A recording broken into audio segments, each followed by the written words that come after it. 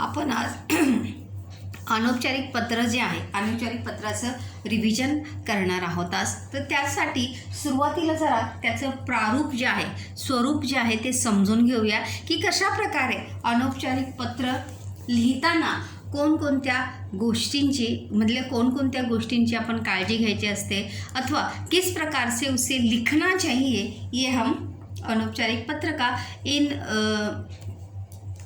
शॉर्टमध्ये आपण त्याचं स्वरूप जो आहे ते समझून घेणार आहोत. इसके माध्यम से आप जो है अनौपचारिक पत्र जो है वो लिख सकते हैं. सर्वात महत्त्वाचं म्हणजे हमने देखा था कि जो पत्र हम अपने रिश्तेदार को भेजते, नातेवाईक यानी रिश्तेदार, तर त्या पत्रांना काय म्हणतात? अनौपचारिक पत्र जे आहे ते म्हणतात. काय म्हणतात? अनौपचारिक पत्र असे म्हणतात. उदाहरणार्थ आई, वडील, भाऊ, बहीण, मित्र, मैत्रीण, आजी, आजोबा, मामा, मौसी, काका इत्यादि. इतने सब मतलब हम अपने जितने भी रिश्तेदार को जो पत्र लिखते हैं त्या पत्रांना काय म्हणतात? अनौपचारिक पत्र असे म्हणतात. हमने जब हम अनौपचारिक पत्र सीख रहे थे तब मैंने ये बातें बताई थी कि अनौपचारिक पत्रामध्ये हर किसी को जो है अलग अलग अभिवादन होता है. मतलब मम्मी पापा के लिए अलग, बहन भाई के लिए अलग, मित्र में दोस्त सहेली के लिए अलग, काकांसाठी वेगळं, आजी आजोबांसाठी वेगळं. इस प्रकार से जो है सबके लिए अलग अलग अभिवादन जो है वहाँ पर होता है. और ये सभी अभिवादन जो है अनौपचारिक पत्र में हमें याद रखना आवश्यक है. क्योंकि अगर शुरुआती में हम पत्र की शुरुआत ही किससे करते हैं? अभिवादन से करते हैं. कशाने आपण सुरुवात करतो? अभिवादनाने जे आहे ते आपण सुरुवात करतो. तो देखिए मैंने यहाँ पर सबके लिए अभिवादन जो है यहाँ पर लिखे हुए हैं. अनौपचारिक पत्रासाठी अभिवादन यानी शुरुआत जो है कैसे करते हैं? अगर हम अपने मम्मी पापा को अगर पत्र लिख रहे हैं तो क्या लिखेंगे? तीर्थरूप आईस, किंवा यहाँ पे डैश भी दे सकते हैं, तीर्थरूप बाबास. क्या लिख सकते हैं? तीर्थरूप बाबांस. शी सा न वी हे पत्र ये अभिवादन जो है हमारे मम्मी पप्पा के लिए. किसके लिए है? आपल्या आई वडिलांना ज्यावेळी हम पत्र लिखते हैं मम्मी पापा को तभी अभिवादन लिखना है. तीर्थरूप आईस किंवा बाबास. शी मतलब शिर, सा म्हणजे साष्टांग, न म्हणजे नमस्कार, वी म्हणजे विनंती आणि वी म्हणजे विशेष. त्यानंतर अगर हम अपने छोटे भाई बहन को अगर पत्र लिख रहे हैं, याद रखिए, अगर हम खुद स्वयं अपने छोटे भाई अथवा बहन को अगर पत्र लिख रहे हैं, भाऊ अथवा बहन, तो वहाँ पर हम क्या लिखेंगे? चिरंजीव रमेश. छोटे भाई बहन को पत्र लिख रहे हैं तो छोटे भाई अथवा बहन दोनों में से किसी को पत्र अगर हम लिख रहे हैं तो क्या लिखेंगे?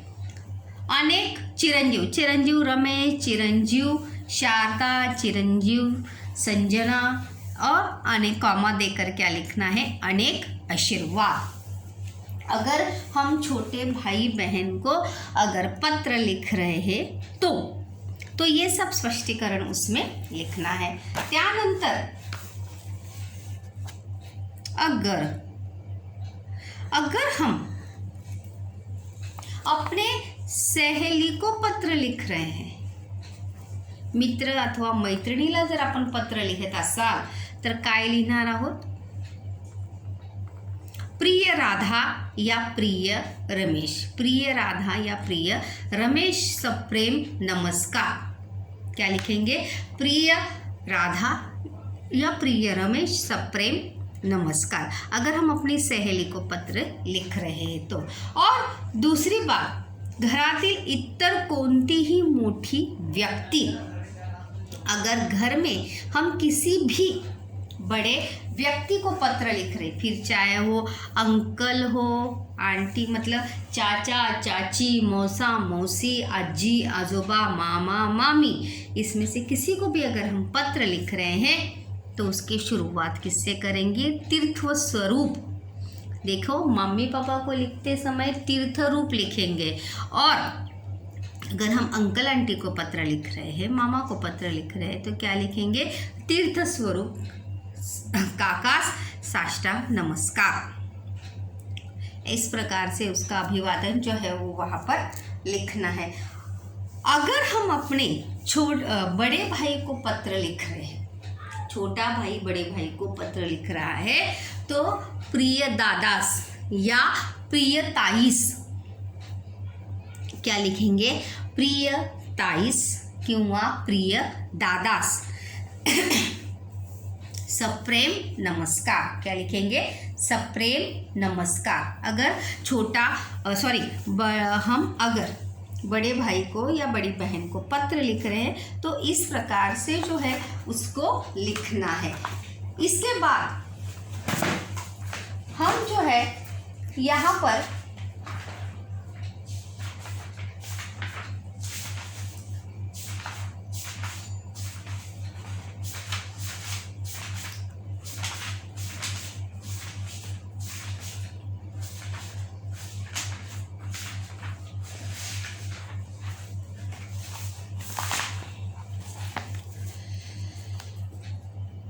जो है यहाँ पर अनौपचारिक पत्र का प्रारूप जो है यहाँ पर देखते हैं। सबसे पहले यहाँ पर दिनांक लिखेंगे। क्या लिखेंगे? दिनांक लिखेंगे। उसके बाद जिसको पत्र लिख रहे हैं, मानो मैं अपनी सहेली को पत्र लिख रही हूँ, तो यहाँ पर क्या आएगा? प्रिय सीमा। क्या आएगा? प्रिय सीमा यहाँ पर लिखेंगे। और प्रिय सीमा या उसका प्रिय सीमा, प्रिय राजेश, प्रिय सुरेश, इस प्रकार से जो है वहाँ पर लिखने के बाद क्या लिखेंगे? सप्रेम नमस्कार। अगर दिनांक लिखने के बाद, दिनांक याद रखिए, शब्दों में अंकों में दोनों लिखनी है। उसके बाद अभिवादन लिखिए, तीर्थ रूप आईस, शीर्षाष्टांग नमस्कार। ये सब जो है रेड लाइन को सटाकर ही लिखना है, रेड लाइन को जोड़कर ही यहाँ पर लिखना है। अभी यहाँ पर देखिए फर्स्ट पॅरेग्राफ, अभी स्वतःविषयी व पत्राच्या विषयाची ओळख करून देणे। अभी यहाँ पर खुद के बारे में खुद की पहचान करवा के देने की आवश्यकता जो है अनौपचारिक पत्र में नहीं है। हम वहाँ पर क्या करते हैं? हालचाल या पत्र का म्हणजे तू कसा आहेस इसके बारे में जो है सभी बातें, म्हणजे तू कैसा, तुम कैसे हो, वहाँ पर सब कैसे हैं, हाल चाल खुशहाली जो है हम फर्स्ट पैराग्राफ में पूछते हैं, बताते हैं। और इन शॉर्ट में फर्स्ट पैराग्राफ में ही हम अपने पत्र का विषय भी इन शॉर्ट में स्पष्ट करते हैं। ये तो हो गया फर्स्ट पॅरेग्राफ। उसके बाद सेकंड पॅरेग्राफ में पत्राच्या विषयाचे स्पष्टीकरण करणे, म्हणजे कारण काय आहे,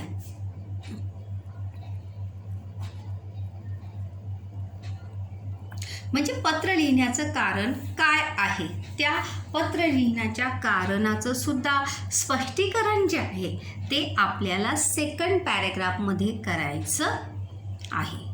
कारण की जोपर्यंत अपन कारण स्पष्टीकरण करना है।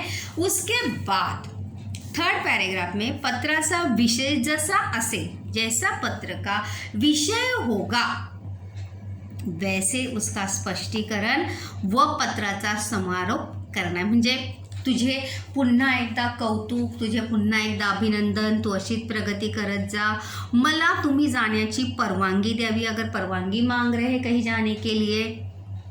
इस प्रकार से अभिनंदन, कौतुक, परवानगी, मांगनी, इस प्रकार से जो है जैसे पत्र का विषय होगा वैसे उसके अनुरूप जो है हमें पत्र का समारोप करना है। उसके बाद यहाँ पर तुझी मैत्रीण रानी पाटिल, मैंने यहाँ पे फॉर एग्जाम्पल एड्रेस लिखा है रानी पाटिल, जो पत्र भेज रहा है उसका एड्रेस वहाँ पर आएगा, जिसको भेज रहे उसका एड्रेस इसमें लिखते नहीं अनौपचारिक में।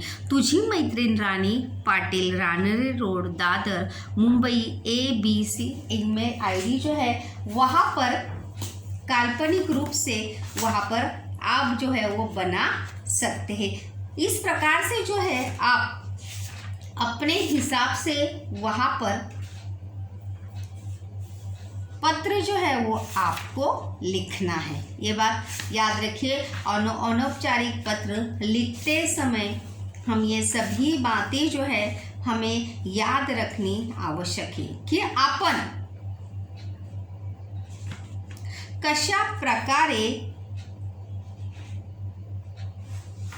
पत्र लिखत आहो। जिस प्रकार से पत्र का विषय होगा उसी के अनुसार जो है उसका हमें समारोप करने को आना चाहिए।